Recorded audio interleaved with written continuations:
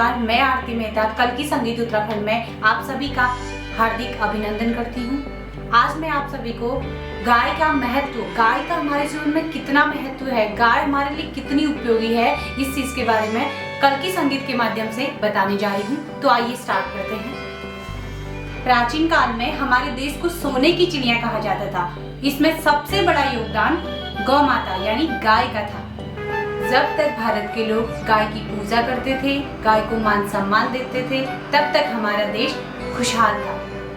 लेकिन जब अंग्रेज लोग भारत में आए, उन्होंने भारत के बारे में गहरा अध्ययन किया कि आखिर भारत में ऐसा क्या राज है कि भारत देश इतना खुशहाल है। उन्होंने सभी व्यास, कथावाचकों, पंडितों से पता किया तो पंडितों से ये निष्कर्ष निकला कि भारत के लोग खाना खाने से पहले गाय को गौग्रास देते हैं और फिर स्वयं भोजन करते हैं। इसीलिए गौ माता की कृपा से हमारा देश सोने की चिड़िया कहलाता है। फिर अंग्रेजों ने अपनी रणनीति अपनाई और पंडितों से जबरदस्ती ये उपदेश देना शुरू कराया कि आप सबसे पहले जो भी रोटी बनाते हैं उसे गाय को दें, जबकि चूल्हे में हम जो रोटी सबसे पहले बनाते हैं उसमें सारी पृथ्वी का भार समाया हुआ होता है। इसीलिए हमें कभी भी पहली रोटी गाय को नहीं देनी चाहिए, बल्कि इसे हमें कुत्ते या फिर कौवे को देनी चाहिए। गाय की महिमा का हमारे जीवन में ही नहीं बल्कि देवताओं के भी बड़े बड़े कार्य सिद्ध हुए हैं। भगवान गणेश को गौ माता की परिक्रमा करने से ही देवताओं में सर्वप्रथम स्थान प्राप्त हुआ था। वही गाय कृष्ण भगवान की इष्ट देवी है। शास्त्रों में ये तक कहा गया है कि कृष्ण भगवान के 1.25 लाख मंदिरों का निर्माण करने से जिस फल की प्राप्ति होती है, उसी फल की प्राप्ति सिर्फ एक गौशाला के निर्माण करने से हो जाती है। प्राचीन काल में हर घर में गाय होती थी।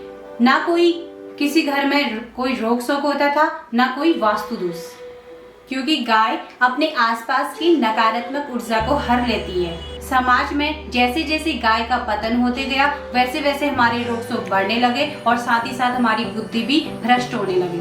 गाय की उत्पत्ति समुद्र मंथन से हुई है, इसीलिए गाय के रोम रोम में अमृत बसा हुआ है। गाय का दूध, घी, गोबर, गौमूत्र तथा छाछ अमृत तुल्य है। गाय के गौमूत्र में कुछ प्रतिशत स्वर्ण की मात्रा होती है। वैज्ञानिक लोग अगर इस पे शोध करें तो वह दिन दूर नहीं जब गौमूत्र से स्वर्ण की प्राप्ति होगी। आलू से सोना बने ना बने, लेकिन गौमूत्र से सोना जरूर बन सकता है। तो आइए अब मैं आपको गौमूत्र के फायदे बताती हूँ। गौमूत्र का सेवन करने से high blood pressure, low blood pressure, यहाँ तक कि किडनी के रोगों का भी निवारण होता है। अगर किसी को सर दर्द या फिर आदि शीशी के दर्द की समस्या है तो गाय की घी की 5 से 6 बूंदें अपने नाक के दोनों छिद्रों में डालें। इससे बरसों से चले आ रहे दर्द की समस्या से समाधान मिल जाएगा। अगर आप लोग मधुमेह यानी डायबिटीज की समस्या से परेशान हैं तो इसके लिए कच्चे गोबर एवं करेले के रस का मिश्रण बना के एक परात में रखें। फिर अपने दोनों पाँव के तलवों से उस पर एक्सरसाइज करें। यदि आप इस प्रक्रिया को कम से कम 45 दिनों तक करते हैं तो आपकी वर्षों से चली आ रही समस्या का समाधान हो जाएगा।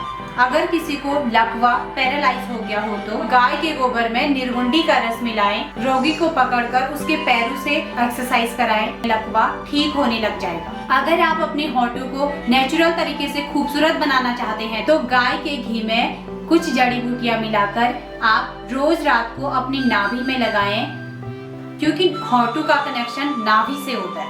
अगर आप 45 दिनों तक ऐसा करते हैं तो आप देखेंगे कि कुछ ही दिनों में आपके होठों पे लाली आ जाएगी। वैसे भी एक महिला अपने पूरे जीवन काल में 30 किलो लिपस्टिक का प्रयोग करती है। बाजार में मिलने वाली आम लिपस्टिक में गाय और खरगोश के खून का प्रयोग किया जाता है, जिससे जाने अनजाने में कहीं ना कहीं आपके हाथों से भी पाप हो रहा है। इसलिए कल्कि हर्बल ने हर्बल लिपस्टिक का निर्माण किया है, जिसका आपको एक बार कोर्स करने के बाद पूरी जिंदगी लिपस्टिक लगाने की जरूरत नहीं पड़ेगी। आपके होठों पे हमेशा नेचुरल लाली रहेगी। अगर आप इस हर्बल प्रोडक्ट को ऑनलाइन मंगाना चाहते हैं तो हमारे अपने व्हाट्सएप नंबर पे संपर्क करें। हमारा व्हाट्सएप नंबर है 9456126504। वही गौ माता हमारे 9 ग्रहों का भी उपचार करती है। अगर आपकी कुंडली में सूर्य ग्रह ठीक नहीं है तो शनिवार को रोटी में गुड़ डालकर गौ माता को खिलाएं। जैसे ही हम गाय को गुड़ खिलाते हैं और गाय अपने खुरों से धरती पे हलचल करती है, तो वैसे ही हमारा मणिपुर चक्र ठीक हो जाता है।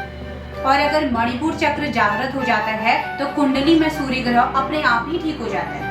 अगर आपको अपनी कुंडली में चंद्र ग्रह को ठीक करना हो तो प्रत्येक सोमवार को दूध चावल मिलाकर गाय को खिलाएं और साथ में पानी भी पिलाएं। और मंगल ग्रह के लिए मंगलवार को रोटी में मसूर की दाल मिलाकर गाय को खिलानी चाहिए। बुधवार के दिन अपने वजन के बराबर हरी घास किसी गौशाला में जाकर गाय को खिलाएं। बुधवार को स्वयं भी हरी मूंग की खिचड़ी खाएं, इससे आपका बुध ग्रह भी मजबूत हो जाएगा। गुरु ग्रह के लिए बृहस्पतिवार को गौ माता को घी और हल्दी लगाकर साथ में चने की दाल भिगाकर रोटी में रखकर गौ माता को खिलाएं।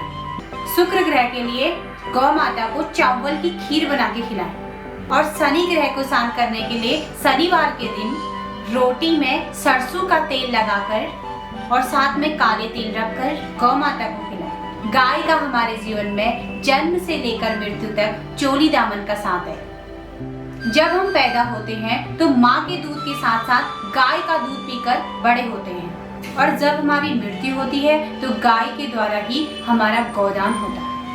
अगर हमने अपने जीवन काल में गौ माता के लिए कोई पुण्य कार्य किया है तो सिर्फ इसी से हमारा उद्धार हो जाता है। अगर हमने अपने जीवन काल में गाय के प्रति कोई पुण्य का काम किया है तो गौ माता हमें अपनी पूंछ पकड़ाकर बैतरणी नदी पार करके स्वर्ग के द्वार तक ले जाती है। अगर किसी को मिर्गी का दौरा पड़ता है तो इसका काउ साइंस में उपचार है, जबकि मेडिकल साइंस में कोई उपचार नहीं है। जब भी कोई शुद्ध देशी गाय ब्याती है तो उसका बछड़ा जब पहली बार गोबर देता है तो आप उस गोबर को धूप में सुखाकर फिर आग में जलाकर उसका भस्म तैयार करें और रोज इस भस्म को गाय की छाछ में मिलाकर रोगी को दिन में 3 बार पिलाएं। कुछ ही दिनों में रोगी ठीक हो जाएगा। विदेशों में तो लोग आजकल पैसे देकर काउ थेरेपी से अपना ट्रीटमेंट कर रहे हैं और पूरे संसार में उत्तराखंड की बद्री गाय को नंबर 1 स्थान दिया गया है, क्योंकि इसके दूध और गौमूत्र में सबसे ज्यादा गुण पाए गए हैं। मैं आरती मेहता देवभूमि उत्तराखंड से अपनी वाणी को यही विश्राम देती हूँ। स्वस्थ रहिए, मस्त रहिए और खुश रहिए और गौ माता की रक्षा करते रहिए। जय श्री राम, जय गौ माता।